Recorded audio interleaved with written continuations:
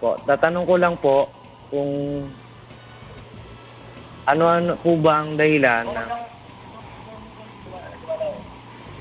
Tatanong ko lang po kung ano-ano po yung dahilan ng pagnipis po ng buhok Mm. at ano po ba ang mga alternatibong gamot na pwede kong gamitin at pwede po bang gamitin po yung pong kino-commercial po sa TV gaya po ng mga hair grower at hindi po ba ito makakasama sa kalusugan po ng gumagamit po?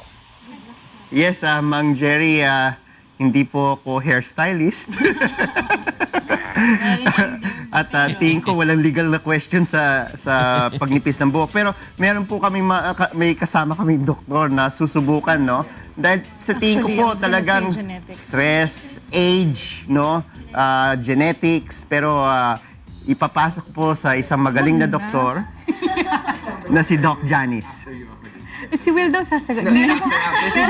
Jerry, good morning, Jerry. Oo, hindi, clarify ko lang, hindi ako dermatology doctor. But anyway, the common causes ng yun nga hair, yung pagkakalbo, no? Or maagang pagtanggal ng pagkaubos ng buhok is, number one, genetics. So, tingnan mo kung yung lolo mo, yung tito mo, yung tatay mo, o yung great-grandfather mo, ay maaga siyang nakalbo kasi most probably yun yung cause. Now, the second one would be katulad nung sinabi ni Kong is yung stress. Meron tayong mga tinatawag na alopecia, no? So, if you know, I think Abby Asisio had alopecia, something like that, no? Now, with regard naman dun sa sinasabi mong mga commercialized shampoos, there have been yun nga, maraming mga bagong nilalabas ngayon ng mga shampoo na sinasabi nila na nagkakapagpag-grow down ng hair. May mga testimonies sila regarding this one. For me, I think it's worth a try kasi unang-una, hindi mo naman siya iniinom eh. Huwag mo lang iinumin i-shampoo mo lang siya. So, kumbaga yung effect niya hindi diretso sa loob. So, basically, I don't think makakasama ito sa'yo unless allergic ka doon sa component ng shampoo na yon. Now, the other thing that would be best for you to do is to really consult a specialist. Meron tayong mga hair specialists actually They really study it and they actually even study yung hair implantation. So it's a possible thing that you can undergo, no? Now, I think Will wants to add something. Yes, Jerry. Ito kasi pinag-aralan ko ito noon, no? So I will also try to answer you. Actually, ang male pattern baldness, yun ang pagkakanipis or pagkalbos ng buhok, either dito sa harap or dito sa may crown, no? Dun sa posterior and anterior is really genetic. And sa lalaki kasi, kaya maraming kalbo, is because it's a byproduct, yung DHT, yung dihydrotestosterone, siya ay isang byproduct ng male hormone. Kung marami ka niyan, ang chances mong numipis ang buhok at a certain age is very, very high. Actually, wala pang known cure for this, no? Pero ang ginagawa ng mga tao ngayon, they use a topical solution called minoxidil. And you can buy that over the counter, 5% or 6% minoxidil.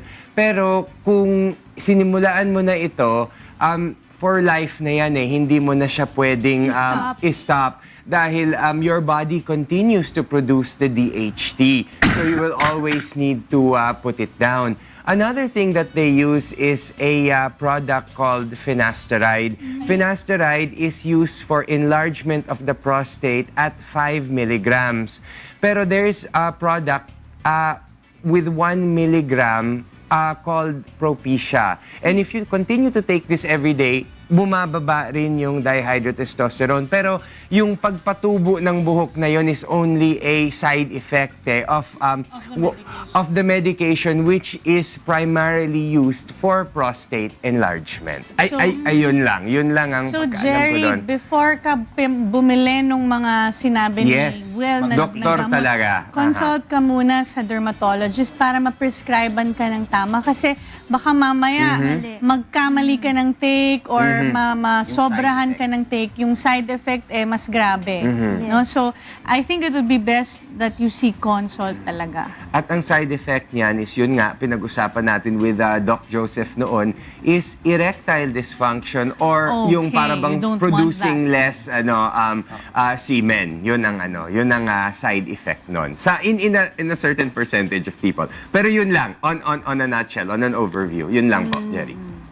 Okay, maliwanag, Jerry? Okay po, okay po. Naging aesthetic Maraming surgeon. salamat, Jerry. At back to you, June. Oo, kung ako sa'yo, Jerry, hindi na ako mag-take nun. Tingnan mo si June. Ang sarili mo eh. lang, di ba? Ha? Gugu. Tignan mo kung hindi na ako nagaganon. Or ang mane and tail. Di ba? O, maraming salamat, Jerry. At kung Erin, babalik po kami mamaya para naman po sa iba pang mga katanungan patungkol po sa social security system. Maraming salamat, June Sariao. Kasama po ang ating lumalawak, lumalaki, 1,334 monitoring centers worldwide.